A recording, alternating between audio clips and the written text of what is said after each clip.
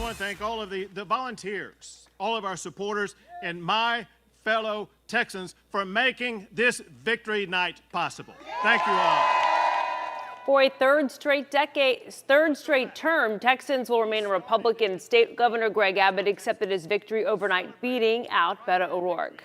And we took a look at the numbers this morning with about 82% of precincts reporting the numbers pretty overwhelming for Governor Abbott. 4.3 million folks voting in his favor, 3.4 million for Beto O'Rourke. That's a 55 to 40% split, a pretty handy win for the incumbent. Yeah, so we start our team coverage with Morgan Young, who has a closer look at the governor's race and what comes next for Texas.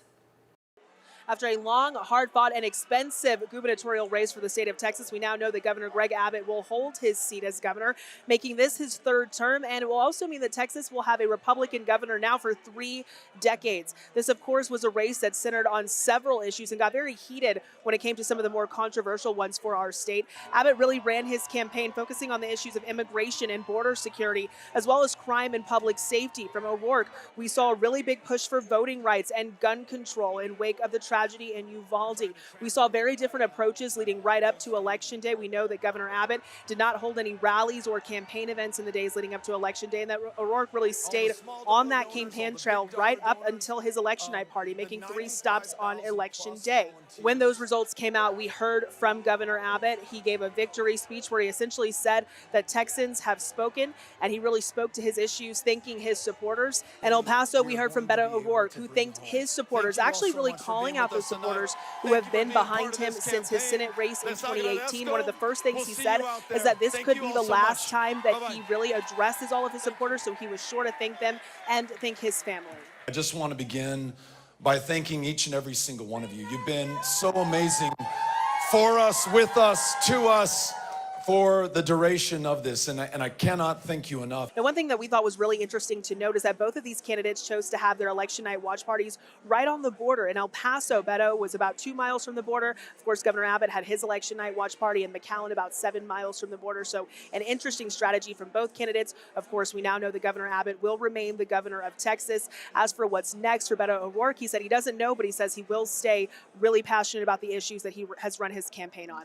In El Paso, I'm Morgan Young.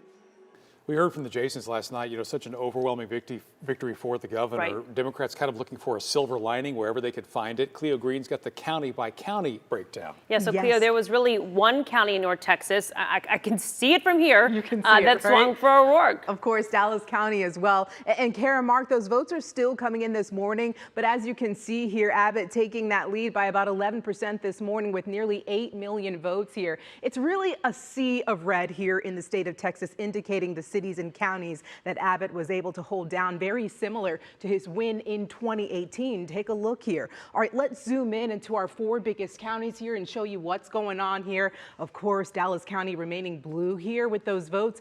Beto taking it by 63% to 36%. We'll go over here to Fort Worth. This was a county that many people thought may have turned blue. Very close here, 51 to 47%. Let's go up here to Denton County, 56 to 43, and then we'll end here in Collin County, 54% to 44%. Let's zoom out here because Beto did win in some key cities and counties here. We'll go to Austin here, winning 73% to 26% in Travis County. We'll go down here right below Travis County to Hayes County, 55 to 44. Out in Houston, he won big here in Harris County, 54% to 45. He won in his hometown of El Paso. And then we'll come down here to Hidalgo County because Beto actually won this county, 59% to 44%. Very interesting that Governor Greg Abbott held his victory speech in McAllen here in Hidalgo County. I'll send it back to you, Kara.